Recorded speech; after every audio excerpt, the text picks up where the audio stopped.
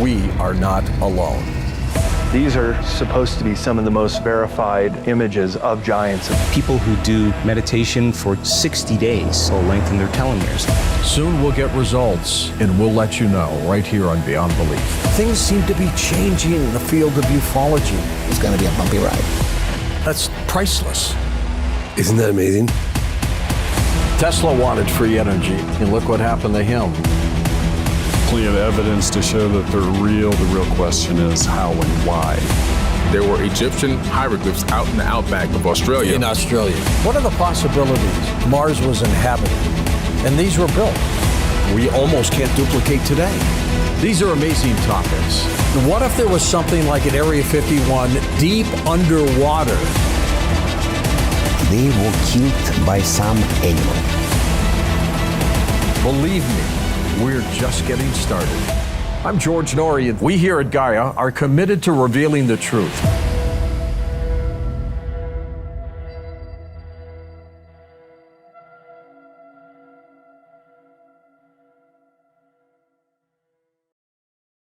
Okay, welcome back to Coast. You all know Giorgio Tsoukalos. He's been on with me many times, and he also stars in Ancient Aliens. Giorgio has often been described as the real-life Indiana Jones. He's a trailblazer, publisher of Legendary Times, and here he is back on Coast to Coast. Giorgio, always a pleasure. Same here, George. Great pleasure to be back. Thank you so much for having us. Giorgio, tell me, first of all, did you always have the high hair that you have now? No, this was an organic byproduct. You know, I discovered the electric socket, and people loved it, and here we are. They did love it, and it's you. It's become like some people will wear bow ties and things like that. Your hair has become synonymous with who you are. Well, look, if my hair gets people to talk about extraterrestrials, then what more can I ask for? Giorgio, you have worked with Eric von Daniken. He's still going strong. He was a great influence for me in studying ufology and getting into broadcasting because I wanted to unravel these stories. How did you get to know Eric von Daniken? Well, this was actually because I was introduced to Eric at a fairly young age, around 6 or 7, when my grandma read to me as bedtime stories, Chariots of the Gods or Edgar Case's Atlantis, those different ideas of an alternative history of mankind. But because I grew up in Switzerland, when I learned that he was also in Switzerland, when I was in my early teens, 14, 15, I started to hang out and go to his lectures. And I became friends with him and his circle of friends. And then in 1998, when the former Ancient Astronaut Society, Dr. Gene Phillips, decided to retire and not continue his research society, I approached Eric and I said I'd like to take over or start an American branch of Eric von Daniken's research society, the AASRA. And here we are. I remember being at an event with him. I think you were there too, Giorgio, years ago. And we were after the event. We were all at a restaurant and sharing a glass of wine or two. And the waiter came up to us and said, "What would you like, sir?" And I said, "Give me a glass of Merlot." And he goes up to Eric von Daniken and he went, "Give me a bottle of Merlot." One of a kind. Always a good time with him, yes. One of a kind. His theory on the ancient astronauts, of course, through his book, is controversial, and it wasn't accepted right away. People in the field kind of argued with him a little bit about it, didn't they? Sure, absolutely, and I think that we've definitely seen a change of tides because, in this day and age, you'd be hard-pressed to find any astrobiologist who would dispute the fact that life exists elsewhere in the universe.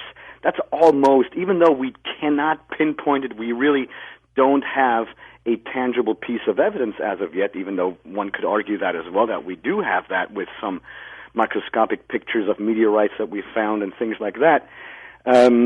However, today, the one taboo topic is no longer whether life exists out there. The taboo topic now is it possible that that life out there has already been here. Exactly. And therein lies the difference. And, of course, I was at AlienCon a couple weeks ago in Santa Clara with Giorgio. Kevin Burns was there, too. But as I'm walking through the crowd, and it was just an immense crowd, there must have been close to 10,000 people there. There's this huge line, and I'm going, I've got to get through these people. So I'm getting through them, but they're saying, hey, George, how are you?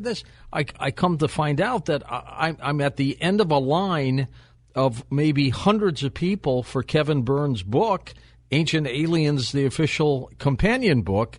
And I think the mistake that so many people who are skeptics about visitation, they all talk in terms of our propulsion systems.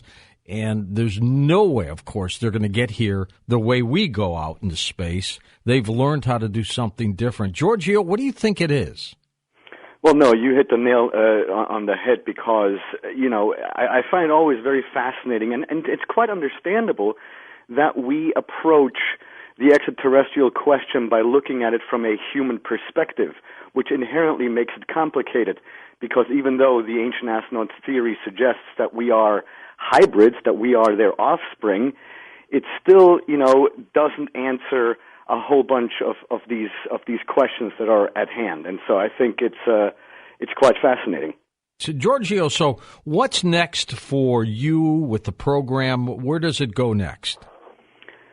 Well, right now, actually, I have a couple of more lectures that I have to attend, and then I'm looking forward to a quiet holiday season. But we're actually in the process of setting up some shoots in Japan and perhaps even India, because I was just there for a promo tour for the premiere of a new season in Southeast Asia, and we ended up in Japan. And for the first time ever, was I able to check out some of the museums there. And, I always knew that Japan was an interesting place for the ancient astronaut theory. But until you visit some of these places, you have no idea what you're talking about, because standing there in front of some of these artifacts, some of which I had never seen before, new discoveries or something that, that I've, like I said, never seen before, that is very exciting. And so I'm very happy that the Japanese branch of the History Channel is interested in getting us there for a potential 1-hour show, and that's in the works right now, and I can't wait to return to that country, because there are some megalithic sites in Japan that blow other places out of the water. Oh, yeah. This planet's been visited, and there are so many things out there. Let's talk a little bit about the pyramids when we come back in just a moment, and a little bit more about your work, Kevin, the book, Ancient Aliens, the official companion book. Folks, if you love the TV show, you're going to love the book, Ancient Aliens. Kevin Burns with us and Giorgio Tsoukalos. Next hour, we'll take your phone calls with them about this incredible program and about the incredible possibilities that this planet has been visited by extraterrestrials from other planetary systems, maybe other dimensions as well. We'll be back. Okay, welcome back to Coast, back with Kevin Burns, of course, creator of Ancient Aliens, and Giorgio Tsoukalos, superstar of Ancient Aliens as well. Giorgio, where have you not gone? You've traveled everywhere, haven't you? Almost. This is why I'm very excited about this possibility of perhaps going to India, because India is one of the few places that I know a lot about, but I haven't been there personally. And so if some of the destinations that we have on the docket come true, then, what I've always spoken to with Kevin as well is that this journey that Ancient Aliens has taken me on has been absolutely, and I may just say it has been out of this world, because, I have been to places that I never thought I would even see in my dreams. And so, I want to thank Kevin, I want to thank Prometheus and the History Channel, and above all, I want to thank the fans who have embraced the show with such love, because otherwise, without the fans, without the ratings, we wouldn't be here. And so I think that all of us, the three of us, should thank our listeners. Oh, we do. Thank our audience, because they're the ones who are right there with us on the journey. And I'm very, very I feel very honored to have so many people along on this journey with us together. Good for you, Giorgio. And Giorgio, you've had fun doing this too, and that's so important, isn't it? Yes, I mean that's the short answer. I mean it's been tremendous fun. In fact, I mean, being able to travel the world and investigating true mysteries. I've never been to Loch Ness. I've never been to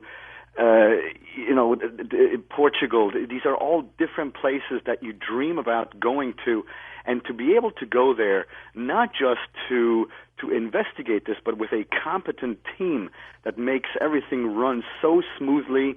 That to me, it's truly an amazing experience, and I find it tremendous that the shows have received such a tremendous love by the audience, and it basically shows that somehow we've struck a chord, and that I think is wonderful, because people have these enduring questions, and in this day and age, some of those answers that we've been given for hundreds of years may no longer be satisfactory, and therefore shows like Ancient Aliens come along to present a different viewpoint. Not everything that we talk about is particularly, let's say, in my wheelhouse. So whenever I see something that I have to talk about, it's like going back to school. I go to my books, I scour the internet to find out, what is it now that the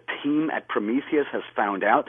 And more often than not, I am incredibly pleased that, this crack team of researchers find stuff that some of us haven't heard before. And I think that is a great testament to the team at Prometheus. Been doing lately? Well, I've actually been very, very busy. I consider myself very blessed, and as you know, but I would like to share this with our listeners, back in 2009, I was consulting producer of a little television show called Ancient Aliens. Little, I have had more response to that little television show, Giorgio. It's a bit of an understatement, isn't it? You did a great job on that. But we are, in fact, currently filming Ancient Aliens, the series, and we just filmed you a few weeks ago, and we're in the process of putting everything together. We're almost in post-production, and the show will air on the History Channel, 5 episodes starting this April. So anyone that's listening, please tune in to the History Channel in April. It's called Ancient Aliens, the series, and in most likelihood it will be aired on Saturday nights. So now you finally have something to do on Saturday. Obviously, the History Channel liked what you did on that first show. Well, it was, the idea was always to sort of write a love letter to Chariots of the Gods, which was Eric's seminal work back in 1970. And, you've seen the program, and I'm sure many of Coast to Coast listeners have watched the program as well. And this was truly one of the first programs ever that put the ancient astronaut theory in a positive light and presented in a way that it's downright conceivable that, we're aware ourselves that most of the stuff we talk about sounds completely off the wall. But if you look at it from a, scientific perspective, then after a while, after digging through the surface, you have to come to the conclusion that, yes, something happened in our remote past. And of course, in the ancient astronaut theory, it means that Earth has been visited by extraterrestrials in the remote past. Yeah, I had an opportunity, Giorgio, to talk with Eric von Daniken on the program several months ago. Wonderful. And he told me about it. He has as much energy now as he had when his Chariot of the Gods book came out decades ago. And he is writing book number 31, and Career Press just announced that his latest book, Twilight of the Gods, will be published here in the United States in July of this year. So all very exciting. History is Wrong was his last book that he published in English. That book did really well. But, someone who has already read his book, Twilight of the Gods, which is called Götterdämmerung in German, someone who's already read that, like me, I can tell you it blows most all of his books out of the water because it's absolutely ironclad. And, it's very, very well researched and just magnificent. So everyone should just look forward to it. It's going to be amazing. We're going to give people one ride tonight. But before we get into this journey, tell me a little bit more about you, Giorgio, how you got interested in the ancient astronaut theory, how you and Eric got together, where you and now are the director of the Center for Ancient Astronaut Research. How that all happened for you? Well, that actually, the interest in the alternative history of mankind has basically been instilled on me since I was a child growing up in my home, because especially my grandma, she was very much tuned into all these subjects. And for example, I've had the privilege to travel all around the world with my parents, who were avid travelers, and they made sure that we would go to all the museums and all the archaeological sites, just as a real life education on site, this and that. But whenever I would come home, my grandma would say, "Look, now you've learned these particular mainstream ideas of this site and that site, but let me show you something else." And so she would read to me, books by Eric or books by anyone, the unsolved mysteries of the world. So that type of discussion at my home was dinner table stuff, and especially also my mom. She's always said, and I never quite understood as a little child what she meant by this, but of course, as you grow older, you change, your brain grows, and you understand what she meant. And what she basically said was that everything that exists today, like technology-wise, she always said that she thinks that all of this has already existed before at some point in time. And I never knew what she meant. And today we laugh about it because, both of my parents are, they're doctors and all this. And so I'm the only non-doctor, non-attorney, non-engineer, non-whatever in my entire family. But you're having fun. I'm having a lot of fun. But I'm always saying to my parents, I'm saying, look, it's your fault. You talked to me about this when I grew up, That's so, right. Just don't say anything. My mother did the same thing to me. My father wanted me to become a dentist. She would bring me books that Walter Sullivan, the late New York Times science writer, wrote called We Are Not Alone. There you She'd go. pull out Look magazine when they had the Benny and Barney Hill Interrupted Journey story.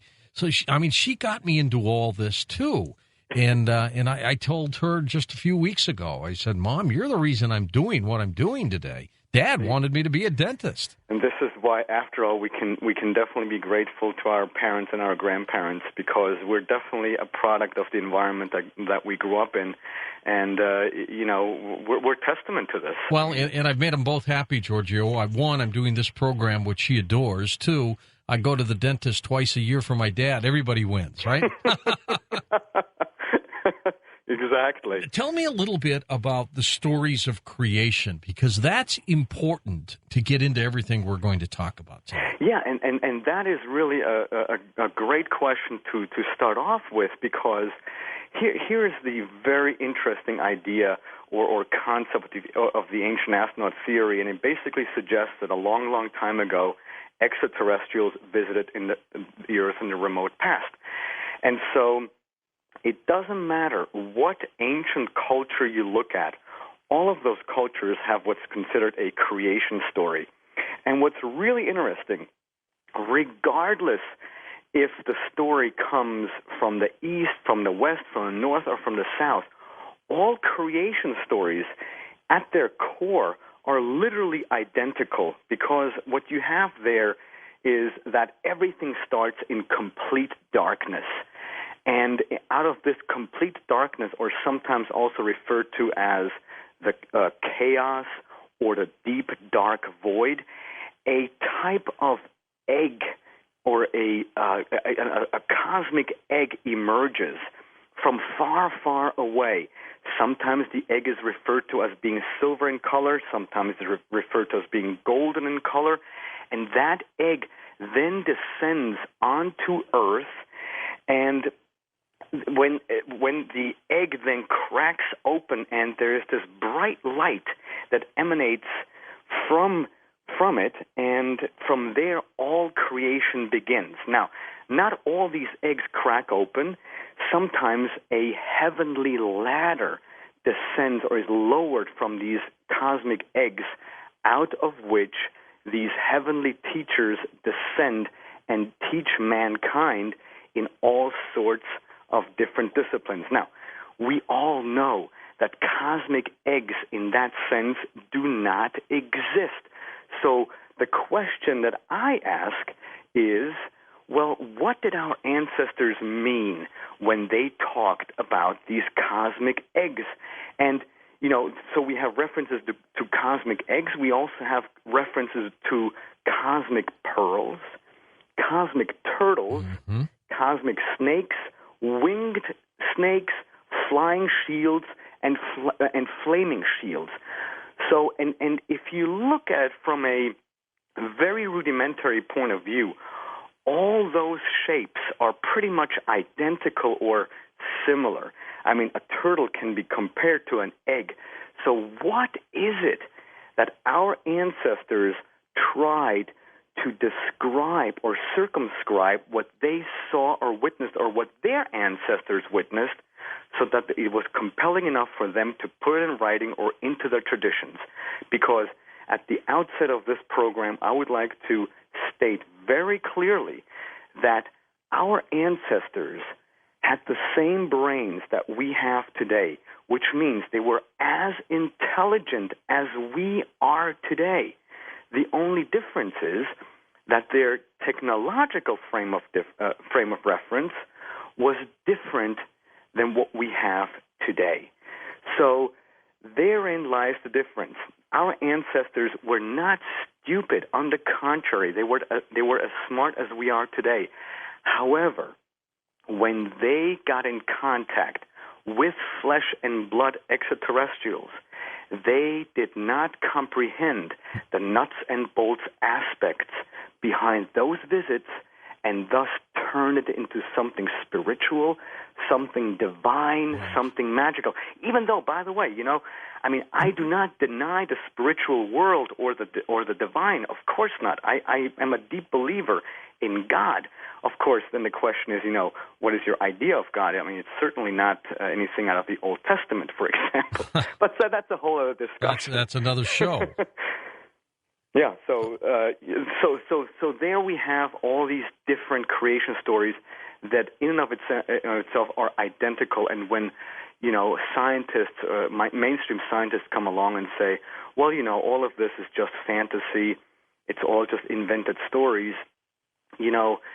that to me is an insult in the face of our ancestors. Well, I agree with you, Giorgio, because let's say 50 years ago, if you put an iPhone in front of somebody 50 years ago, they would have no idea what it was. Exactly. But they would try to describe it the best way they could, and they'd come up with something, and that if people looked back 50 years from then, right around now, let's say, and we read that description, we'd say, boy, that's pretty weird.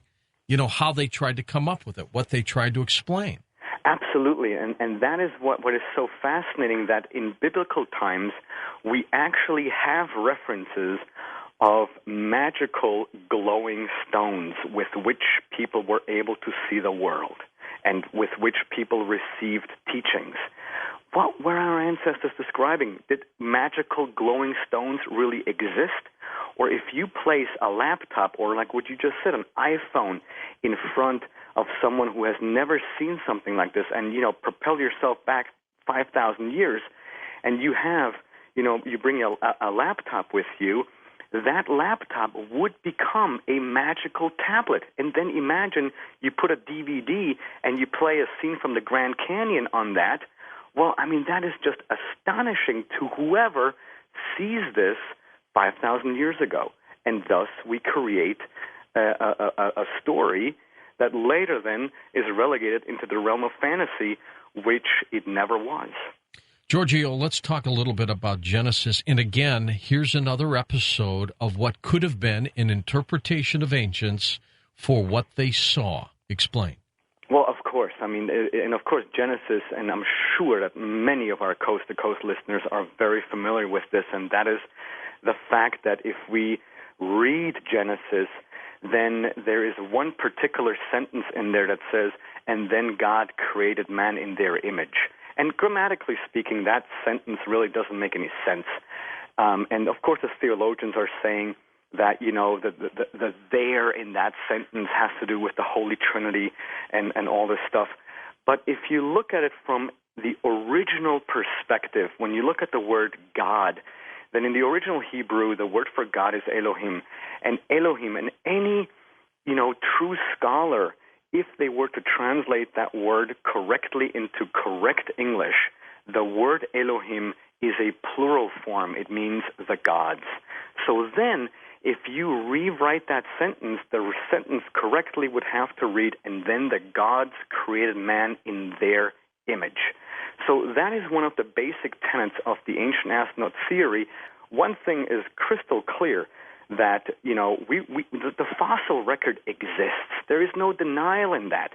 But something happened because there was a quantum leap when we were literally munching bananas in caves, and then all of a sudden we're building civilization. Yeah, all of a sudden we're pretty intelligent, aren't we? Yes, and so that is what even Charles Darwin referred to. Look, Charles Darwin in his Origin of Species himself said, "I like my theory, and I have to agree with him." A lot of stuff that he wrote in Origin of Species is great. However, even he himself said, but something I can't wrap my mind around, and that is why today we have the infamous missing link. And that missing link is where there is no transitional period between any of the previous humanoid species, none of our human ancestors, that, they all just appeared and disappeared. There is no transitional form. And so the ancient astronaut theory is that particular missing link. Do you travel much when you do this research?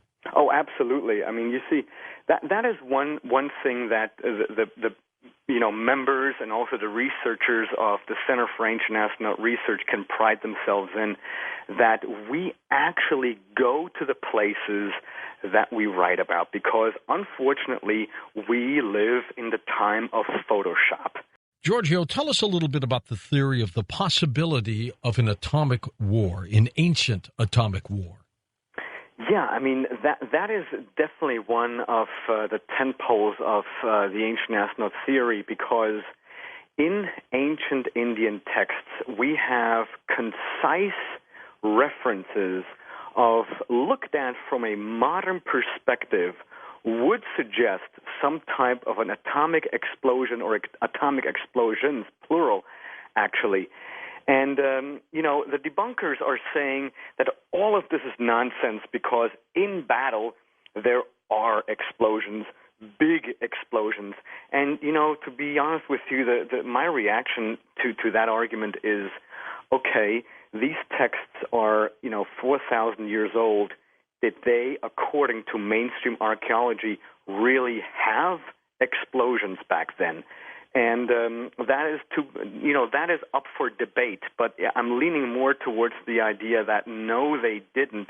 Nothing that was created by man, or by humankind anyhow. However, there are descriptions, and I've actually prepared a quote here from the Mahabharata. And what the debunkers are not looking at is the greater picture, because, they're only fixating on one aspect of the story, and then they're ignoring all the rest. And those descriptions are very detailed. So there's a few lines. I'm just going to read it, but this is out of the Mahabharata, and it says that he hurled a single projectile charged with all the power of the universe, an incandescent column of smoke and flame, as bright as 1,000 suns, rose in all its splendor. A perpendicular explosion with its billowing smoke clouds, the cloud of smoke rising after its first explosion, formed into expanding round circles. It was an unknown weapon, an iron thunderbolt, a gigantic messenger of death. which reduced to ashes the entire race of the Vrishnis and the Andakas. The corpses were so burned as to be unrecognizable. Amazing. Their hair and nails fell out. Pottery broke without apparent cause, and the birds turned white. After a few hours, all their food was infected. To escape from this fire, the soldiers threw themselves in streams of water to wash themselves and their equipment. Now, I'm sorry, George, there are multiple references in here that speak directly of something that would have to do with a nuclear blast, because only if you suffer from radiation poisoning or from nuclear fallout do your nails fall out. How old was that text, Giorgio? About 2,000 to 3,000 years old, and this is from ancient India.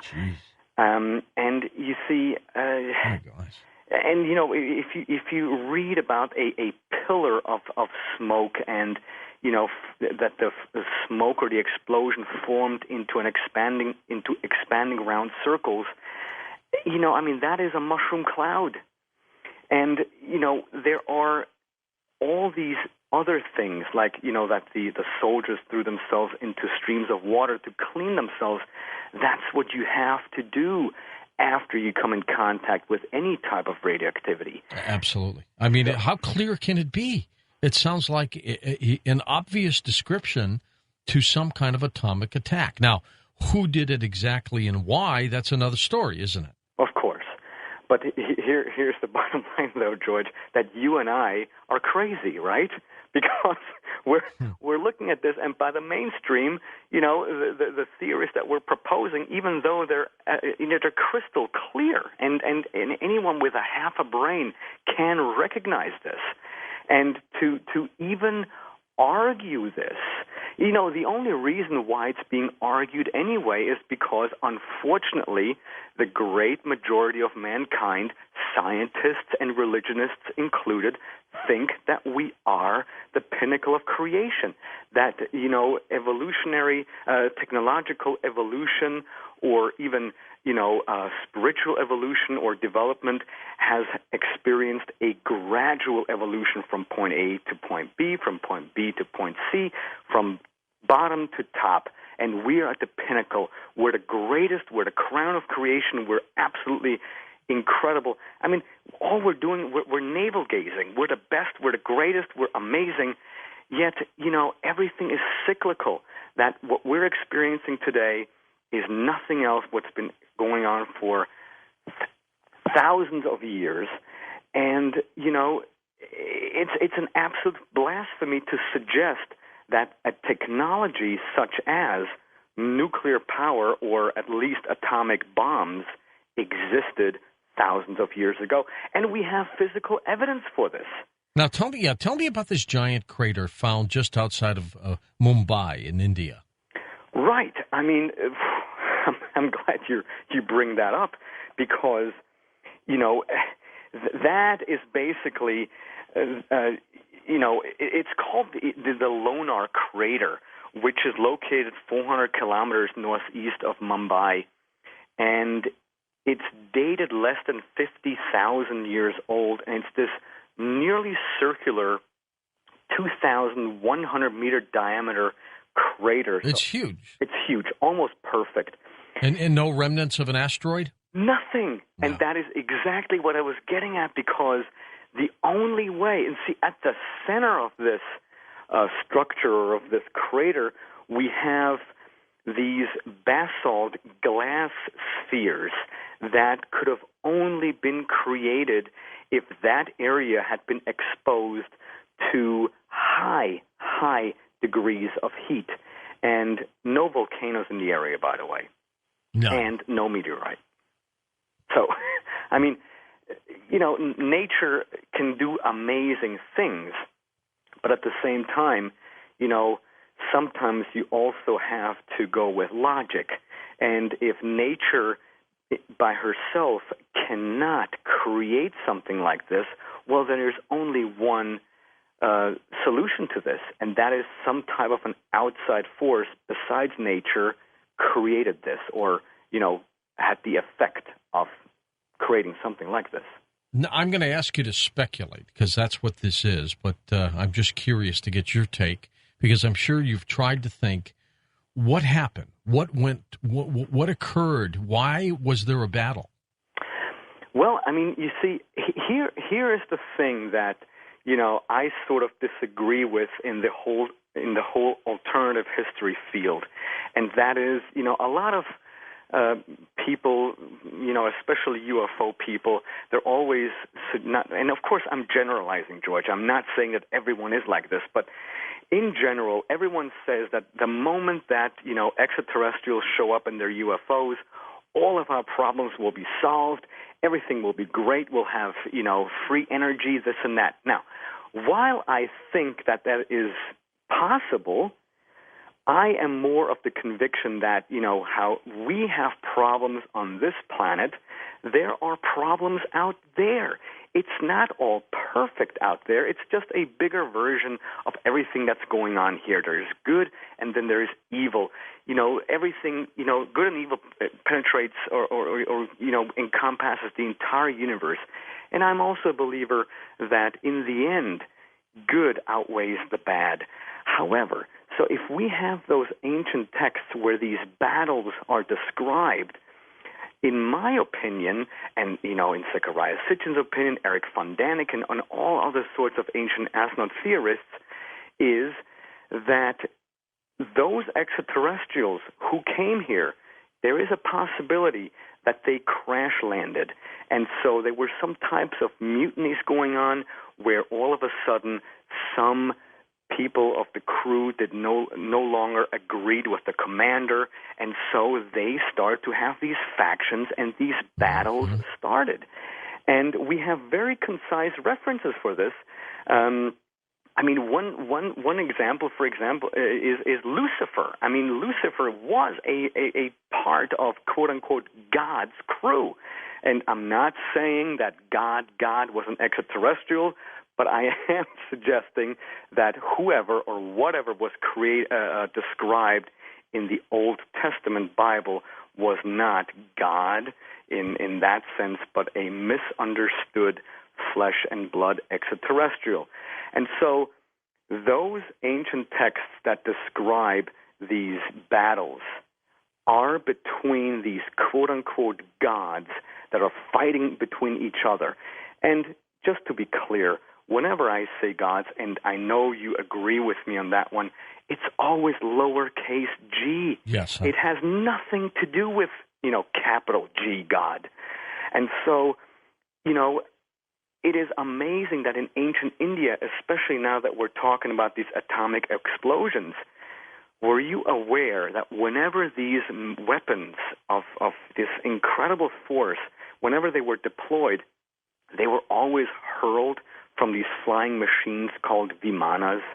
And we have these concise descriptions of flying chariots in ancient Indian texts that were piloted by the gods.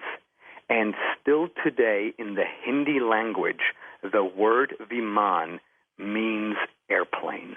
So we have a surviving mythology in language that has survived to this day. Absolutely. Now, there's a British researcher, his name of Indian origin, David Davenport. Mm-hmm. He spent at least 12 years studying ancient Hindu scripts, and he concludes that there was this atomic explosion 4,000 years ago. Yeah. Well, it's a very interesting point here. In 1975, David Davenport published a book in India. He lived in India, but he published a book in Italy, and the title was 2000 Anticristo Distruzione Atomica, which in English means Atomic Destruction in 2000 BC. And in that book, Davenport claimed to have proof that Mohenjo-Daro, one of the oldest cities in the world of human civilization, had been destroyed by an atomic bomb.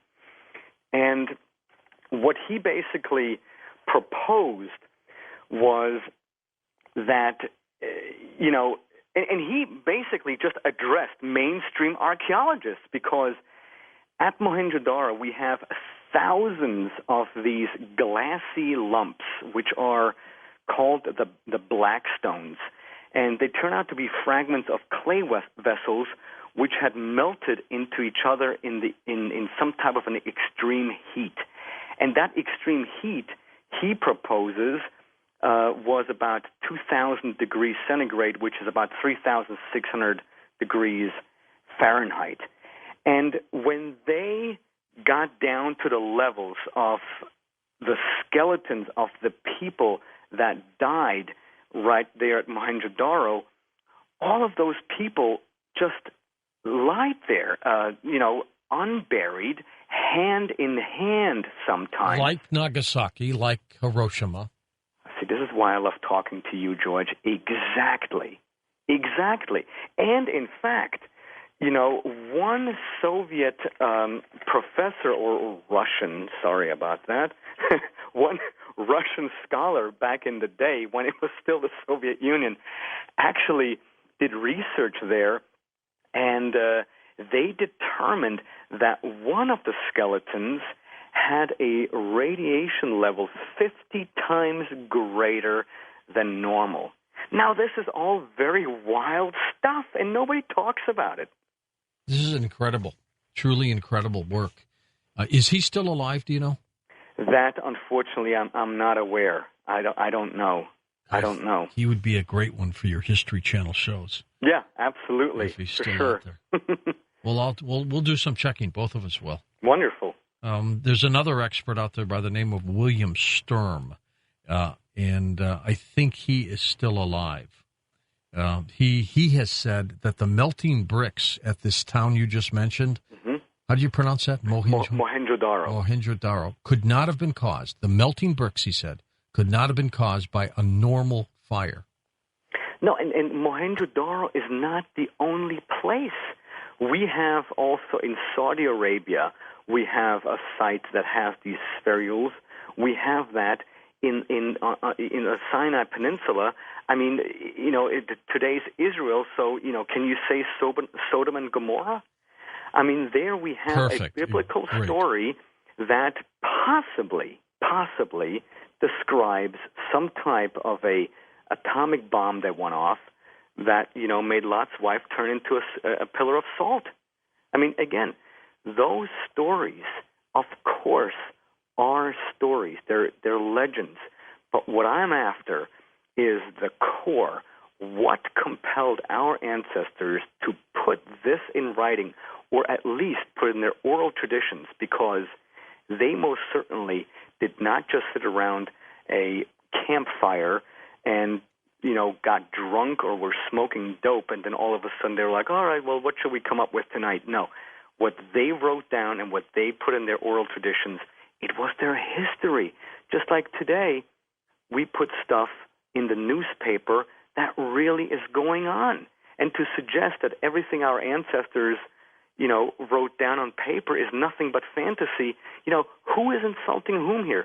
The mainstream scientists are insulting me and are saying that Eric and I and Zechariah Sitchin, that we're insulting our ancestors. But are we really? I don't think so, because the mainstream scientists are saying, in fact, that everything that we read in ancient times, we have to take it with a grain of salt because our ancestors just didn't get it. So everything was just divine, and everything had to do with the gods, and they did not exist.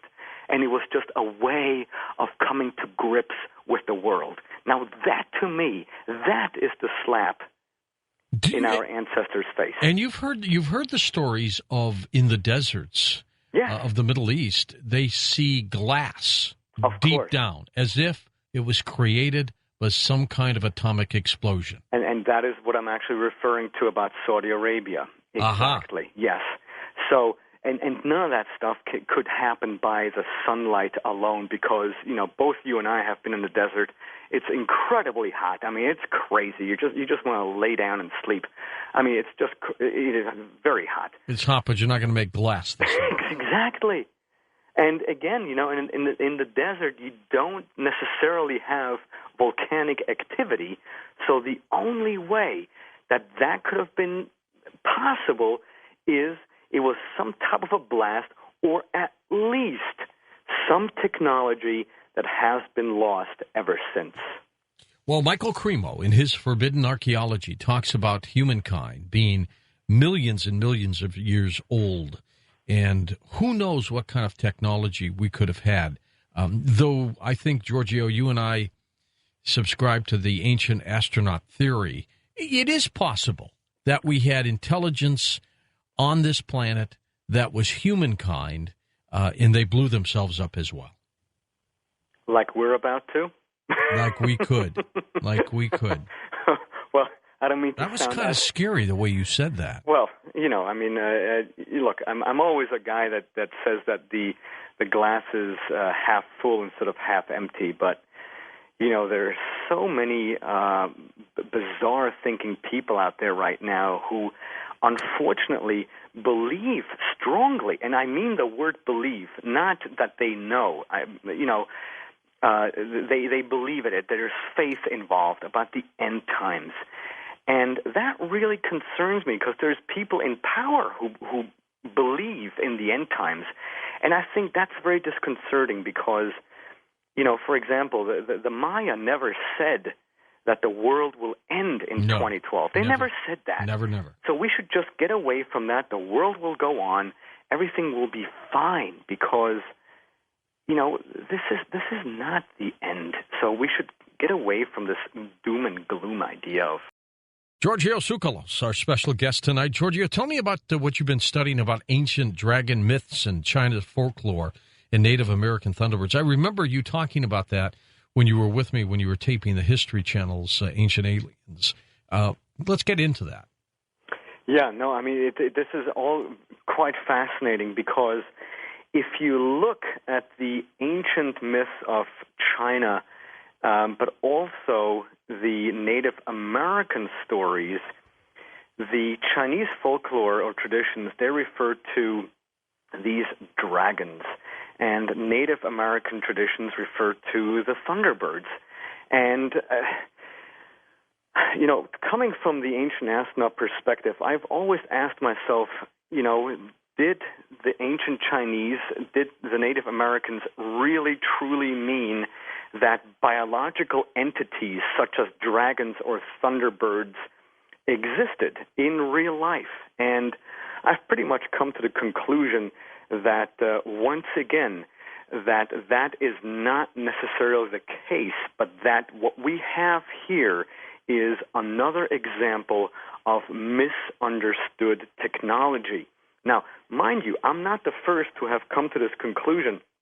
In 1928, the American writer by the name of Berthold Laufer wrote a book by the name with the title "The Prehistory of Aviation," and in it there were a whole bunch of bizarre wood carvings that he saw or that he was able to look at when he visited China back in the day. And what surprised the author, and he was, by the way, he was also an anthropologist, so he was not just some tourist or something like this. I mean, he was a scientist. He was surprised that in all of these wood carvings that he saw in China, that there were all these very bizarre carvings of flying chariots that were drawn by dragons. And along with the texts that go along with these carvings, these dragons were always described to arrive with a lot of noise and thunder and smoke, and the earth was trembling. And then the moment those dragons, quote unquote, landed on the ground with their iron feet, out of their mouth or sometimes out of their belly, the first Chinese emperors came out. So, and they were always known as the divine rulers from the sky, the divine sky rulers, or the teachers from heaven. So, if you look at the same story in Native American myths, You have these references of the thunderbirds. What we think are the big birds, right? Exactly.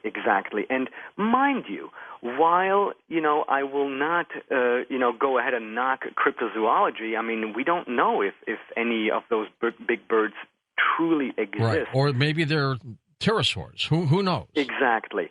However, if I have stories in Native American myth where these thunderbirds are described to come out of the deep, dark void, which in my opinion is another description for deep space, or sometimes it's referred to as the deep coldness or the deep emptiness or something like this.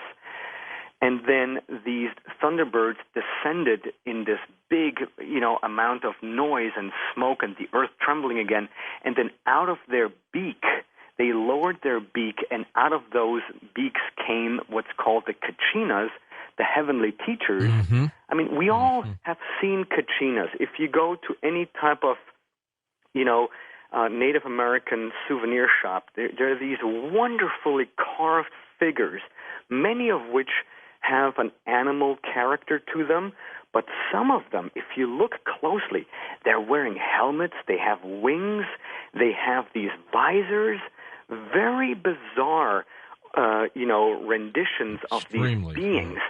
And if you ask the Native Americans, they will tell you that the Kachinas were, in fact, star people, and that those star people manifested themselves and then taught mankind in various disciplines. Now, when I hear the word manifested, then personally, I don't believe that those people came out of nowhere or those Kachinas came out of the spiritual realm, but let's say they arrived in those quote-unquote thunderbirds. People were unable to see them right away, but they then manifested themselves the moment that thunderbird opened its beak and they were able to walk out of it. Now, the thunderbird, in the ancient national opinion, was some type of a vehicle with which they were able to travel from one place to the other.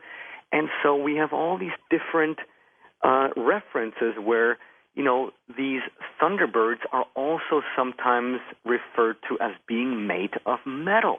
And so were those dragons. And by the way, the Chinese traditions and the Native American traditions are not the only ones that speak of dragons or some type of flying birds. Even in ancient Greece, which obviously, is a much younger culture than China. However, around the island of Crete, there was a monster that was gleaming with a bronze, impenetrable skin. And anyone who has read the Argonautica with Jason and the Argonauts. Sure, yeah. I mean, that thing, that quote-unquote monster, was protecting the island of Crete. And the only way to conquer the monster is if you went down to its heel and you sort of unplugged this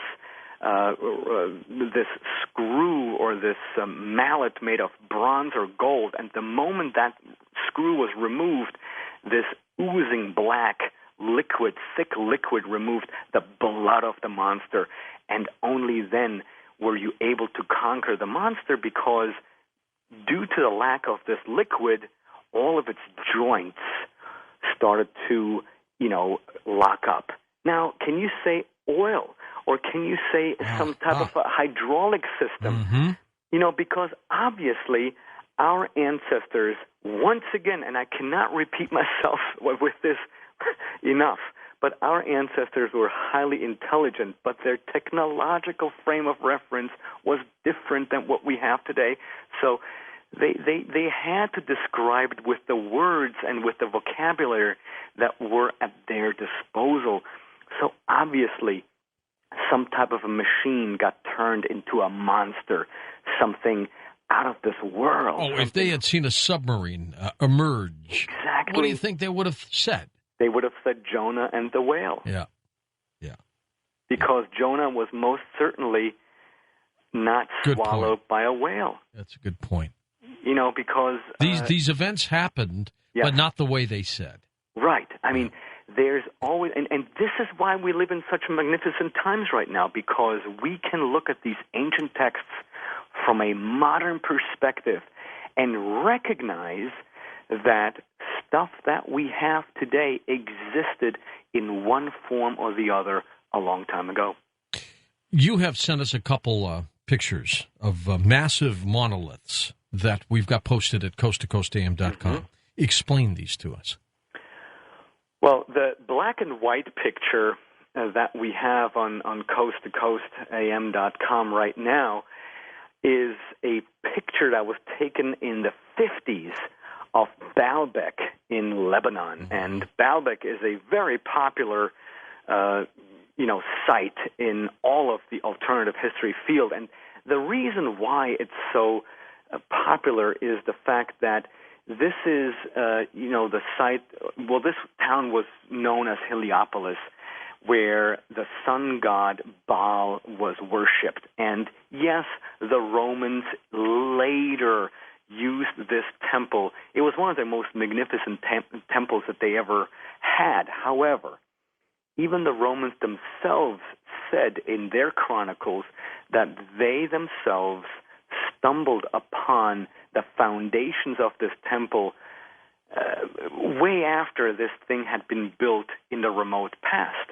And so if you look at this picture, the reason why I love it is because you have a tiny human being just leaning against the second level of stones. And then the third level above that human being, you see a massive, massive megalithic slab where, something like this, and I'm going to say it, George, we could not do today with none of our equipment. Because, now today on the National Geographic Channel and all those wonderful channels, you see, all this, what do you call it, mega builders or engineers, how they recreate stuff and they're transporting big blocks of stone or big blocks of steel and all of this. But the stones we have at Baalbek, especially what we see in this picture, we would have difficulties, if not impossible, to transport this from place A to place B. And this here is thousands of years old, and our ancestors allegedly did this with ropes, pulleys, and with wooden rollers. And I say whoever suggests something like this is retarded. And I have no compunction of saying that. Don't hold back, Giorgio. Oh, I won't. I'm on a roll now.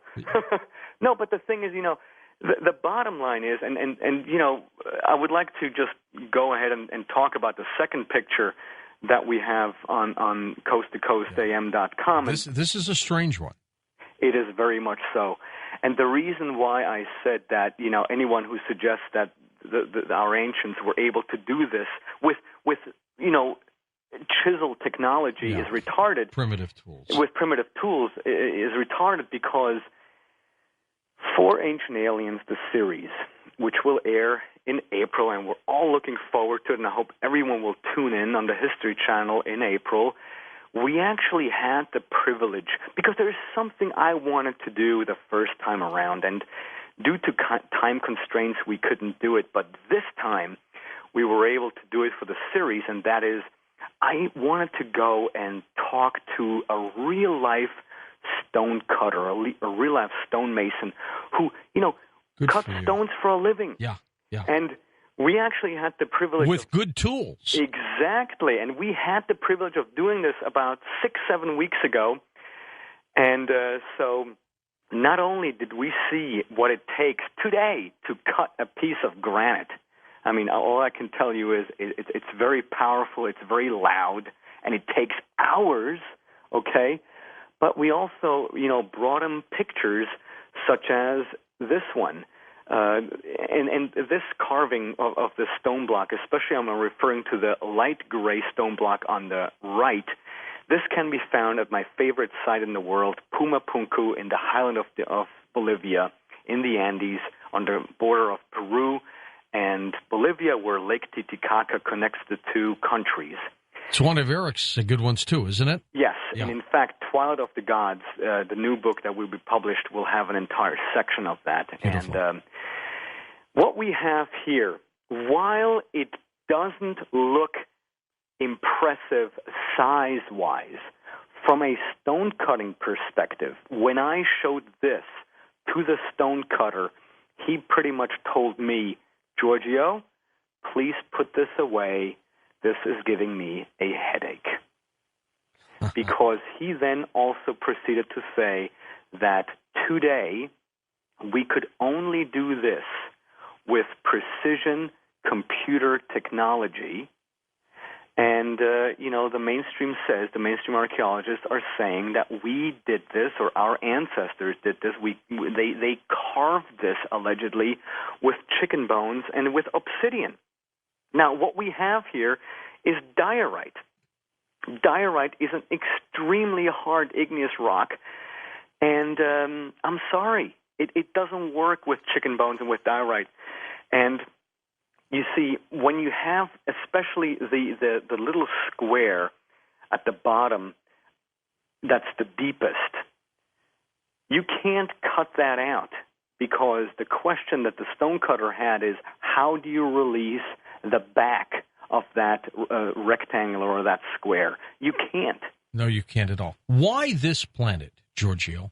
Why come here? Or do you think this was a mission of these ETs, and they just went to as many Earth-like planets as they could find? Thank you very much. That would have been exactly my answer, because, obviously, in our quadrant, our planet would stick out like a sore thumb. However, that does not mean that Earth is unique, that we're the only planet in our galaxy that is inhabited. I mean, just to, revive Carl Sagan, billions and billions of galaxies are out there, billions and billions of stars, each of which has planetary systems. I mean, to suggest that we're the only ones, which some scientists do, it defies logic. So, were they here? Absolutely. Did they also visit other planets? 100%. Because just like, all the stuff that we've seen, and I know it's a human creation, but, the worlds or the ideas behind Star Wars or Star Trek, I really think that the creators of those stories, Roddenberry and Lucas, they were onto something, that just like everything exists the way it does here on Earth, different races, different species, different everything, it exists out there. And some of them get along, some of them don't. And we're just this part of a bigger picture. And one day, hopefully, we'll have the privilege to join that big intergalactic club that's out there. It's not a right, by the way. It's a privilege, because right now we're a very, very dangerous planet. And, I doubt that they want any official participation of us in that club out there, because we're too violent. Do you think the ETs that we're talking about are the alien Greys or the Nordics that look like us, or we look like them? It could be all of them. You see, I don't think that we were visited by just one species, but multiple. And, your very last question right there is, do we look like them, is a resounding yes. Because, you see, the question is not, what do the extraterrestrials look like? And you pull out Genesis, in God's image. Exactly. So if extraterrestrials, quote unquote, created us in their image, wouldn't that lead to the conclusion that who cares what the aliens look like? The bottom line is, the question that we should ask is, do we look like the aliens? I want you to address this one for just a second, Giorgio, and that would be so many people who are staunch believers in the word of the Bible, by the word, and, they're hearing this tonight. I want you to temper that, because you've said time and time again, you believe in God. Absolutely. So explain that for me. Their belief in the Bible and the fact that it does not negate what you've been working on, and vice versa. Right, because, you see, what we're working on is essentially to prove the point that not only have we been visited by extraterrestrials in the remote past, but that would inherently mean that the entire universe, or at least our galaxy, that there's at least one other species out there. Now, to me, that is a wonderful, wonderful thought in regards to religion, because it essentially means that God's creation was way bigger, way more magnificent than if, God would have only created life on Earth. I mean, if we're truly, as some scientists and some religionists believe, if we're the only species in the entire galaxy, even in the entire universe, that to me would be an insult in the face of God's great creation, because it means that God essentially was only able to create us, and that is not very flattering. Giorgio, the Ark of the Covenant. You've got some interesting things to say about this. Yes. And my question is it actually possible whether or not the Ark of the Covenant is of alien origin? Why would you think that? Well, because there are multiple references in the Bible that essentially describe that, the Ark was needed to transport something. And according to popular belief, it was the tablet of Moses that were transported in it. However, if you look at the apocryphal texts, which used to belong to the Bible but are no longer part of the Bible since the Council of Nicaea, and also some of the ancient Hebrew texts, what we find there, especially in the Zohar, in what is a part of the Kabbalah, we have a description of what's referred to as the Ancient of Days. And the Ancient of Days, in popular idea, is thought to be a description of God.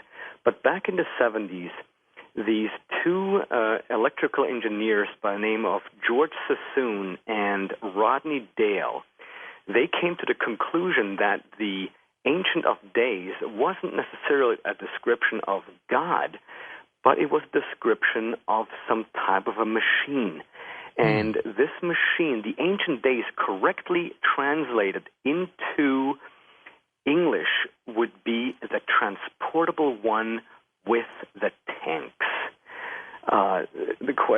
What tanks? What is described here? So they looked at this thing, this creature that was truly described in the Zohar. And by the way, anyone can go out and get a copy of the Zohar and read this. I mean, Gregory Mather's book, The Kabbalah Decoded, is one of the seminal works on the Zohar and the Kabbalah.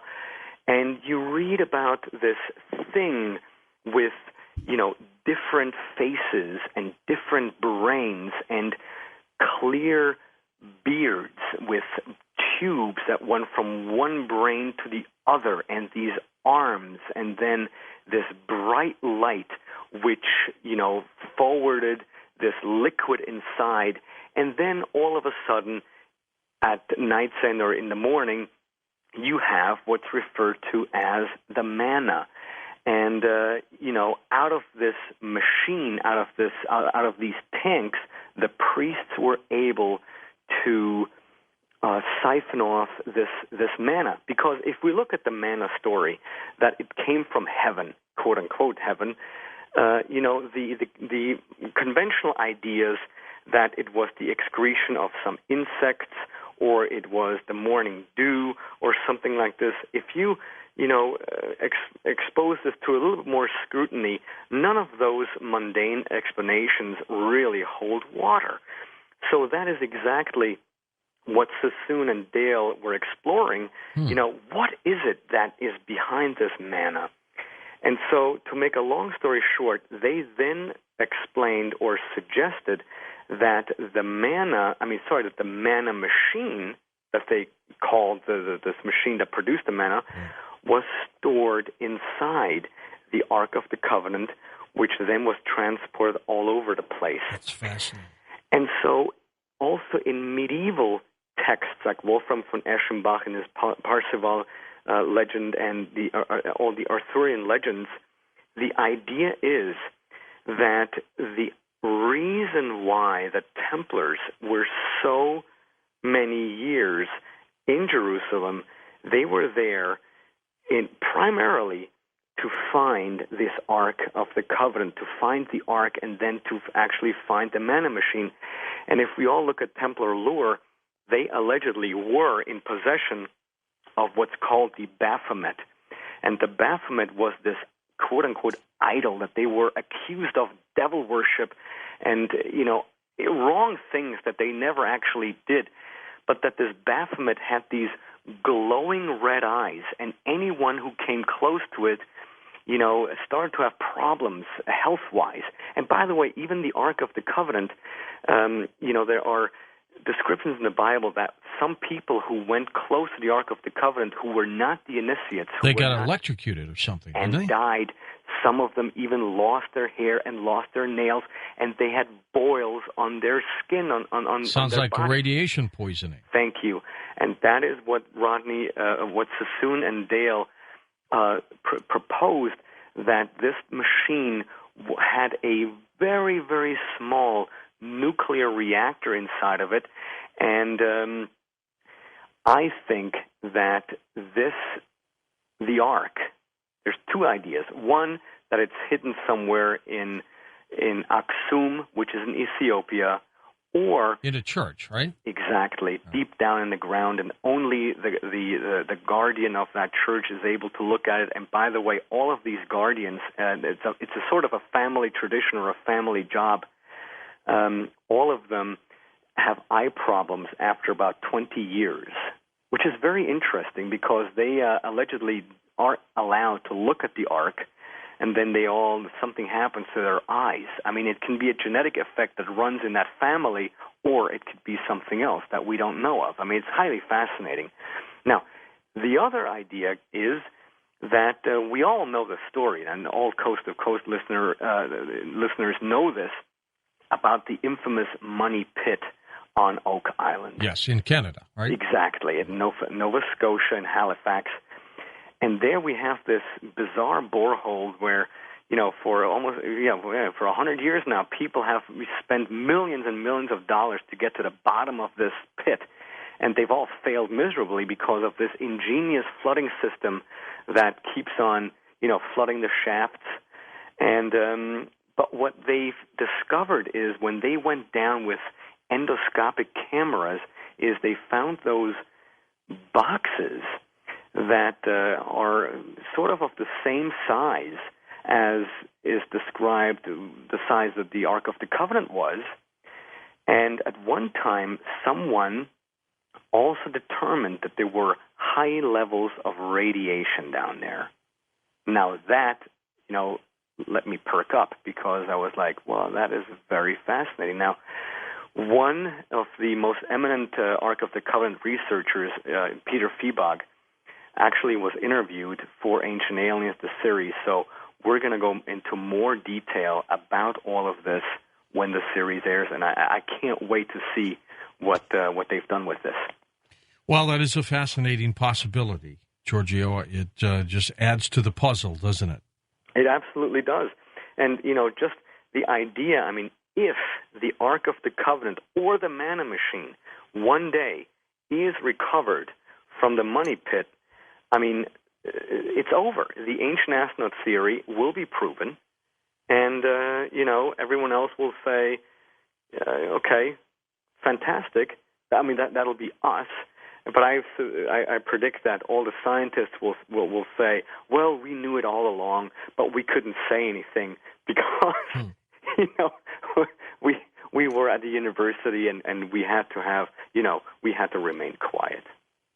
So that's the only thing that concerns me. Tell me a little bit about the Golden Record. What is that?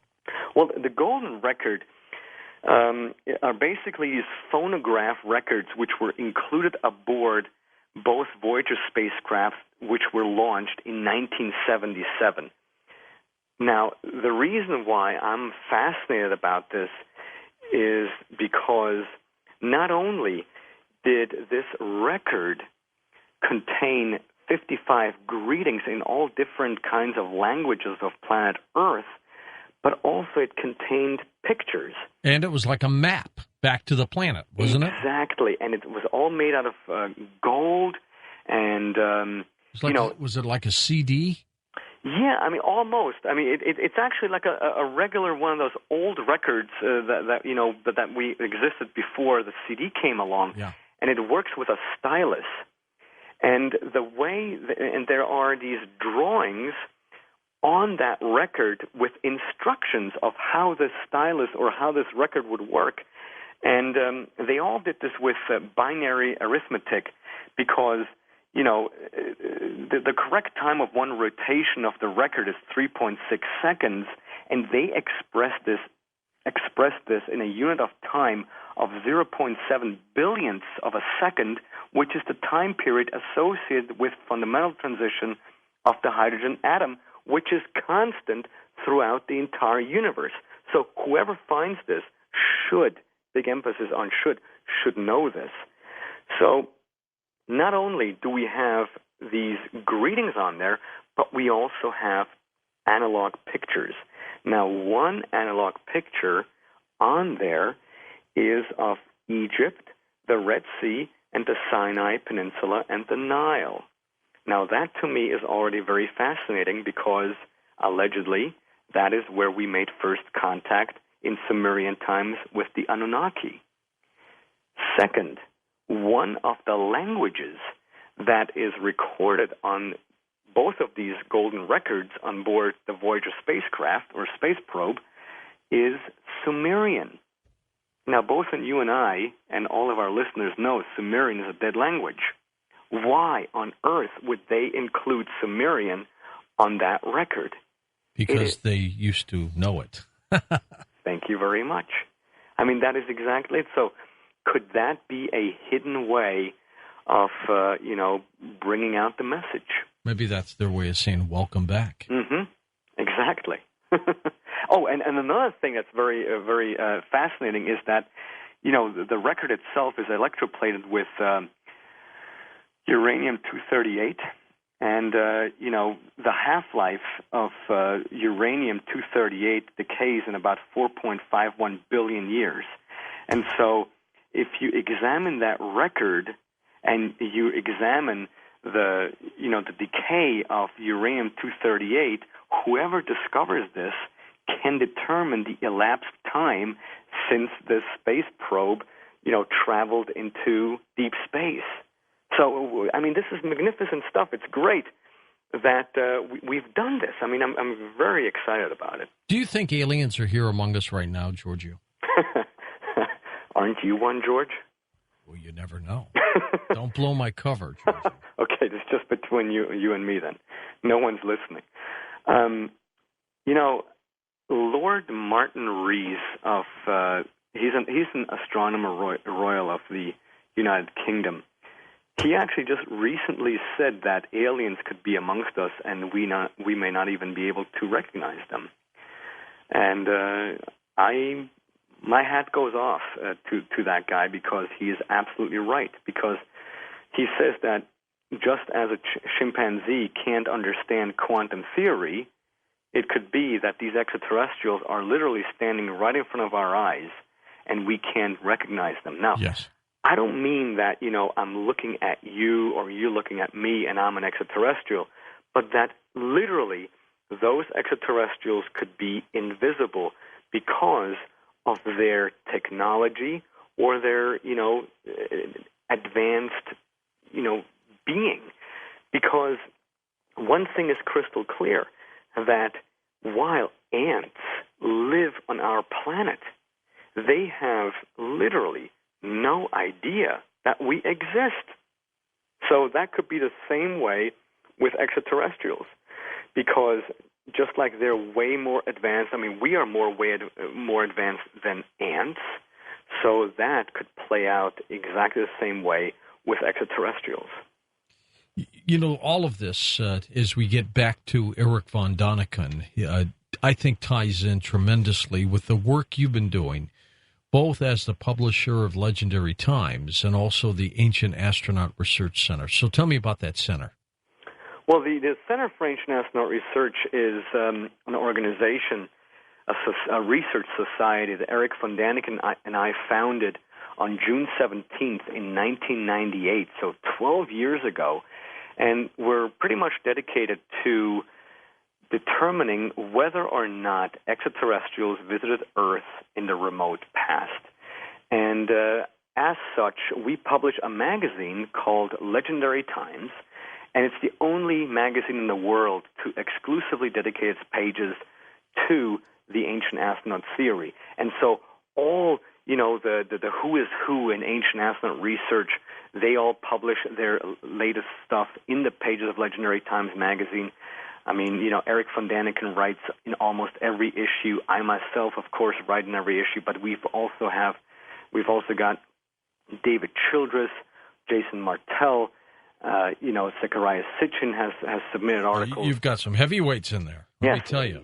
Because the thing is that there has got to be some type of a voice that is dedicated to this specific research, because we will not delve into, other areas of research like UFOs or modern UFOs. See, our UFOs happened thousands and thousands of years ago. That doesn't mean that we disagree with modern ufology, but we write about ancient astronauts.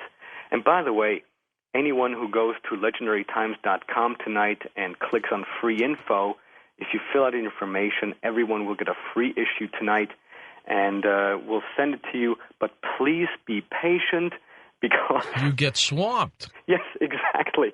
And, I'm like an issue or two behind with publishing Legendary Times, but it's been such a tremendous, incredible year for me, which means, a lot of people have expressed their interest in Legendary Times, but at the same time, I'm scrambling, so I ask for everyone's patience, please, because while it looks like we're a big organization, we're really not. It's a couple of people that do this. So, I'm very appreciative of all my fans, all my subscribers, all the members of Legendary Times. I mean, it's them who keep this research going. And, whenever people ask me, how can we get involved? What can we do to help you and Eric with your research? The answer is become a member. Become a member of Legendary Times and the Center for Ancient Astronaut Research, because, that is the way how we fund our research. That is how we organize our expeditions and how we, get all the materials together. And, if you get the magazine, 64 pages, from first page to the last, it's all articles. There are no ads in there. It's all membership supported. And you've seen issues, right? You're reading it, right? You enjoy it. Absolutely. Absolutely. Of everything you've investigated, which thing really just drives you crazy? Just as incredible. Puma Punku. Every time Puma Punku is, in my opinion, is the smoking gun. While there are other areas that I find fascinating, the pyramids, the Nazca lines, those are all great. However, Puma Punku, because when you go there, it just you shake your head, because all those stones, also what I didn't mention before, display or feature what's called vitrification, which is a occurrence that only happens if you heat up the stone to a very high temperature, and then the stone sort of melts, and then it hardens into place again, and then it has this surface as if it were a bathroom mirror. And so all the stones at Puma Punku feature exactly that. It's perfect. Well, the story you told us about the atomic war, too, that to me is absolutely staggering. Yeah. No, and again, the thing is that all these stories that we've talked about tonight, they happen or happened all over the world, in every culture. It doesn't mean that, none of this, for example, happened none of this happened in Europe. Of course it did. Ancient Greece is filled with these stories. So are the Scandinavian countries. Even in the English and Irish parts of the world in honor of St. Patrick's Day today. Even that part of the world talked about legends of these weird, bizarre beings, the shining ones, who, according to those legends, came from the stars.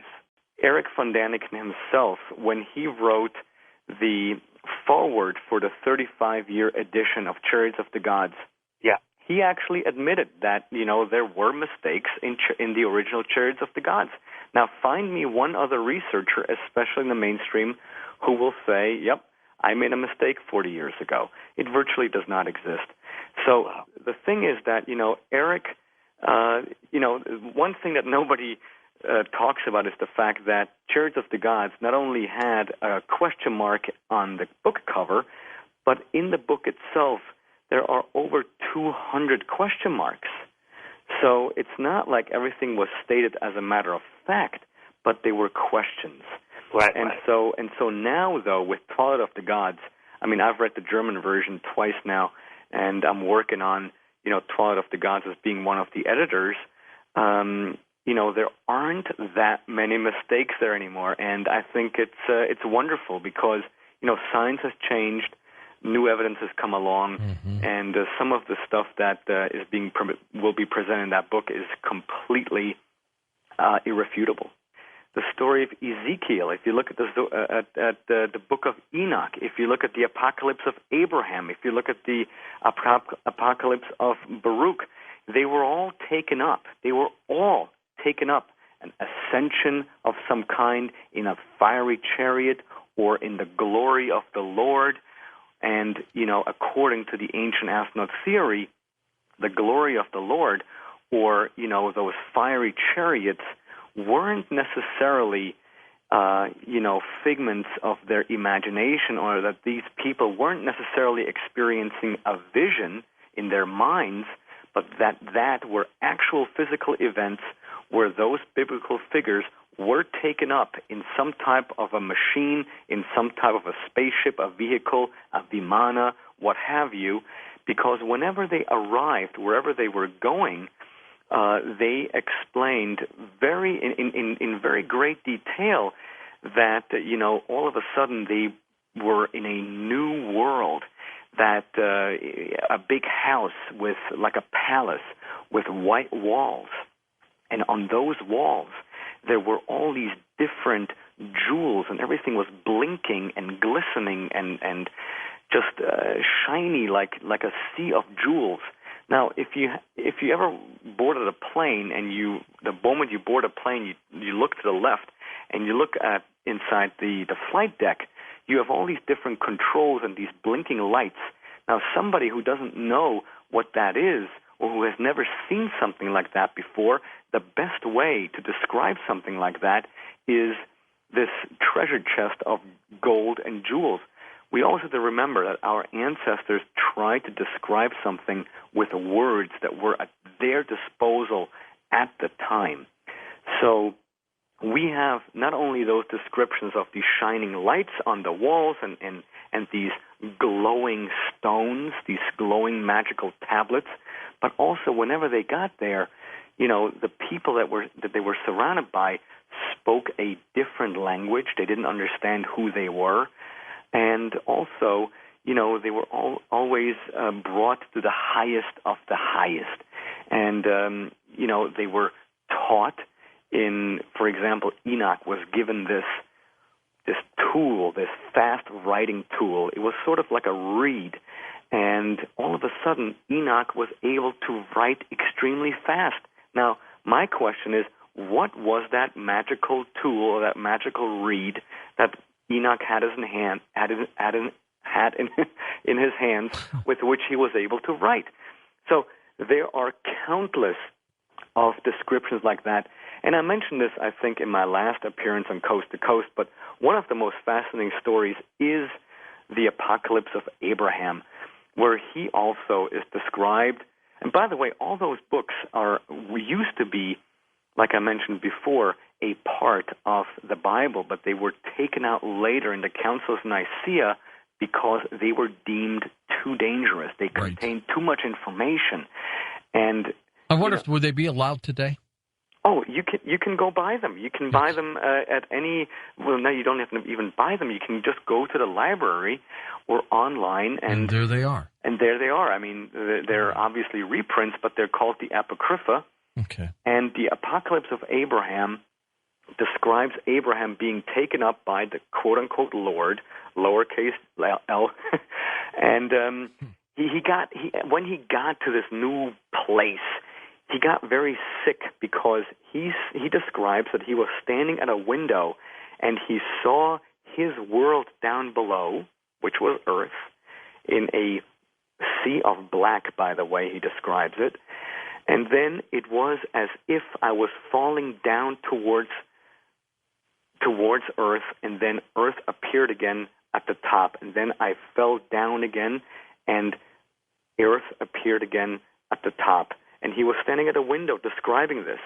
So that is, from a modern perspective, a description of artificial gravity. If that was a wheel in space that was turning on its own axis, that is exactly what you would see if you were to stand in front of a window in an orbiting city in space. We look at all fields of science, all fields of archaeology, whether it be Egyptology or if it's ancient South American studies or African studies. Doesn't matter. It doesn't matter. It's all under the same umbrella for us, and we try to draw these comparisons and these correlations because, yes, the airstrip is in Peru, and they're essentially the Nazca lines. And mind you, no one in the ancient astronaut theory has ever suggested that they were landing strips. I mean, the only thing we've ever said was that seen from the air, which is the only way, by the way, you can see them, is that all of this really looks like airstrips. I mean, they truly do look like airstrips because it's just like this giant airfield with these landing strips that look like landing strips. And then you have the figures, like you mentioned, the spider, but you also have a whale, you have a hummingbird, you have another being that's called the El Astronauta, the astronaut, with one hand pointing down to Earth and one hand pointing to the sky. And so there's all these bizarre geoglyphs that are huge. I mean, some of these lines and these bands go for as long as 23 kilometers over valleys and mountains. But the most significant thing at Nazca, for sure, are the areas where entire mountaintops have just been removed and flattened. It's as if somebody took a cheese knife and just shaved the mountaintop off because the surrounding mountains converge at a summit, and there are two mountains at Nazca where the summit is missing, and clearly, and anyone can look at the pictures, the mountaintops have been removed, flattened. And as far as the crystal skulls are concerned, all I have to say on that topic is the fact that we today, in modern computer technology, are using crystals for information storage. So is it possible that the crystal skulls, 13 of which allegedly exist on or have been deposited on planet Earth, contain information? The possibility most certainly is there. Well, that's true. How windy is it up there on the Nazca Plateau? Very, and that actually, is expressed that, whenever something actually grows there, it's only in shrub form, including trees. I mean, if a tree grows there, it's very stunted. So it can get very windy there. Of course, obviously it's a desert. It can get very, very hot, very, very cold at night. So it's quite an arid and hostile environment. With Eric von Daniken's theories, when you first heard them, what'd you think? I thought that is what adventure should be like, because I was always interested in archaeology, but looking at a shard of pottery, to me, is not very exciting. But if I get big walls, big geoglyphs, megalithic structures, the bigger the better, where you can't even put a dollar bill in between the fittings in some cases, that is exciting. That's excitement to me because, it just gets my mind going. How was this possible, especially in light of the fact that we ourselves today, with our modern technology, would have a hard time recreating this? Our ancestors were extremely prolific and very meticulous in writing this stuff down, and so for all that to get lost to the flames of fires, I mean, that is truly, truly unfortunate. Here's the thing. If you look at a science textbook of, let's say, 100 years ago, 99% of that knowledge, and I'm, of course, overgeneralizing, but 99% of that knowledge contained in that textbook is today obsolete. Now, even though at the time when that book was published 100 years ago, that knowledge was cutting edge. So I'll make one prediction, that 100 years from now, there will only be a few theories that will still hold true, and one of them will be the ancient astronaut theory, and one of the founders or the biggest proponent was, or most known proponent was Erich von Däniken, so respect will come. Everything in life comes down to energy. And in order to perform or conduct time travel, you need a crapload of energy. And so, to make a long story short, time travel per se, going into the past, theoretically speaking, is possible. However, we're, of course, hundreds, if not thousands of years away from actually building a machine with which we're able to actually time travel. So what physicists have suggested, or not suggested, but they've actually proven it, that the energy requirements to power a time machine are infinitely larger than what we would need to power a spaceship with which to travel from star to star. So from a logical perspective, we will first succeed in traveling to a distant star or a planetary system before we will succeed in time traveling. Now, that does not mean that I'm saying that time travel is not possible. Of course it is, or it already has been, one way or the other. But from a energy requirement perspective, we will first explore the galaxy in spaceships before we will visit ourselves in the past, due to the simple fact that the energy requirements to power a time machine are infinitely larger than to power a spaceship. Giorgio, have you dealt with at all the Dogon tribe and their Sirius mystery of the Sirius star system? Oh, of course. And we've actually just written a big article about this in Legendary Times. Good. And, there are so many people who have suggested that, the whole idea that the Dogon knew about the Sirius A and the Sirius B constellations is nothing but a hoax, that it was they were infiltrated, and that knowledge was given to them by some ethnologists that visited the tribe, the French explorers, right? Mm-hmm. Yeah. Exactly. And that really, if you dig deeper, can't be true, because the Dogon have a festival. It's called the Rice Festival, the Sigi Festival, that they celebrate every 50 to 52 years, and that coincides exactly with an orbit of that invisible companion star that they said existed, which, by the way, years later then was indeed confirmed by modern astronomy with our modern instruments. And they celebrate this festival that celebrates the orbit of the star with these wonderful, wonderful, beautiful carved masks made out of wood. And these masks have been tested, and they go back at least 1,000 years. And how about ancient drawings, pictures that depict UFOs in the background? caves that depict astronauts and visitors. All that's fascinating. All around the world, this stuff exists. Yes. And that is why, you can't explain this stuff away with fantasy or a figment of the imagination, because for every fantasy story that you create, there had to have been some real spark of inspiration, something real. And to say that, all these ancient descriptions of these gods or these teachers from heaven are nothing else but, natural occurrences like rain, thunder, earthquakes, or wind.